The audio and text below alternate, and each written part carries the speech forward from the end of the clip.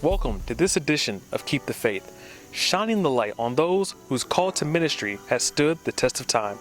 We're here at Christian Love Fellowship Ministries International Church in Ypsilanti, Michigan. This church has been here for 39 years, now on its third senior pastor. Harold Wimberly Jr., a member here since 1991 and pastor since 1999, assumed the role of senior pastor in September of 2019, and he's using the church to build the community. We sat down with Pastor Wimberly so he can explain how his faith and hard work has gotten him through his first year as senior pastor. Starting off in this position, I believe that what God is telling me to meet and what God is showing me I need to do, I believe I'm doing those things.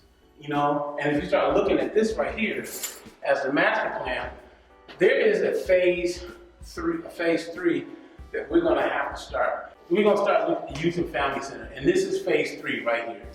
That phase right there is what we want to start working on. And I want to get this done in my lifetime. So I want us to have this, the Robert A. Hill vision. I know your dad talked about the difference in the vision that God gave Apostle. It's no different than what I want to accomplish. It's the means. It's going to be different. How I get there. And that's the other thing. And so I want to capture the other part of that vision, which is community. Going from being a youth pastor or associate pastor, if you will, to becoming a senior pastor, I equate that to going from like middle school basketball team to pros. That's the gap. You know, and I'm not putting down any youth pastor because I was that person for 26 years. You know, but in terms of having to focus on parents, children, that's one thing. But having to focus on every different nuance in the church, the community, the financial piece of it, the building maintenance, you name it. From the smallest problem to the largest problem, I would say, tag, you're it.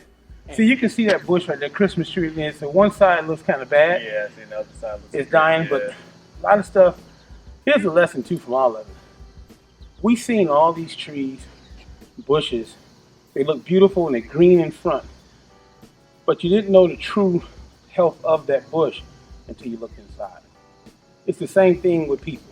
So you see, they can look really good. Things can be like phenomenal. The outer appearance is great, but when you do a heart check, it's dead. So the best way for anything to be healthy is to make things that's inside live.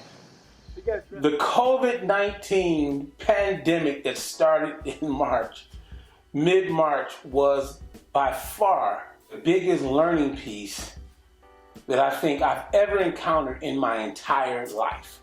Thank God that all the things that I felt God had created Angela and I to do in youth ministry, in other words, because youth ministry, if you will, and I'm going to get to that part, youth ministry, if you will, kids can be one way today, and within hours or days or weeks, there would be something totally different. So you had to be creative and on your toes at all times. You couldn't be tunnel vision with working in youth ministry. If a person is one way in youth ministry, you missed it. But you had to be someone that can think on your feet real quick, and you had to be creative, and you couldn't allow yourself to stay in a box. Angela and I got into the car, and we prayed real quick, and we took off, and we began to make phone calls. I don't even think we got into a huddle. I think we just went into making phone calls. Hey, we need to meet here, setting this meeting up there, all in the car at the same time, talking to our kids and rounding them up and getting them to, let's get prepared if you're not prepared.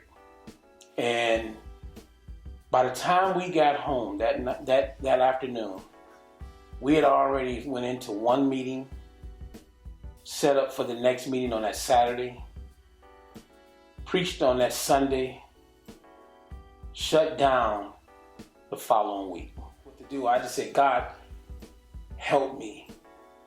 Every day I would go to bed and I would sit on the edge of the bed and wake up on the edge of that bed thinking, okay, this is what we have to do next. Let's do this. We can't let the ministry fall. We can't sit back and cry and over we don't know what's going on. When is things gonna go back to normal?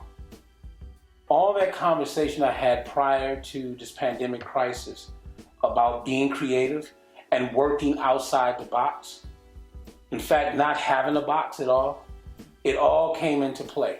Several months ago, Angie and I decided that, we were like, look, hey, we need an emergency pantry. Too many people are hungry. No one should be hungry in this county, period.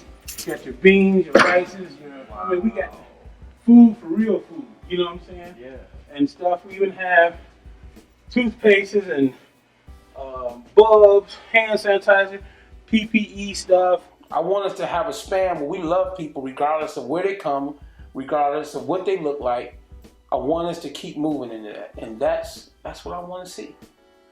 I want to see us grasp that, because that's who Jesus was. And that's who he is in us now. As you can see, time can test us physically and mentally, but it's our faith what gets us through. Pastor Harold Wimberly shows us that even during times such as these, church can go anywhere as long as you keep the faith. Tune in next edition. We'll be visiting the up-and-coming Lessons from Heaven Church in Atlanta, Georgia. Remember, keep the faith, and your faith will keep you. I'm Levy Bradshaw.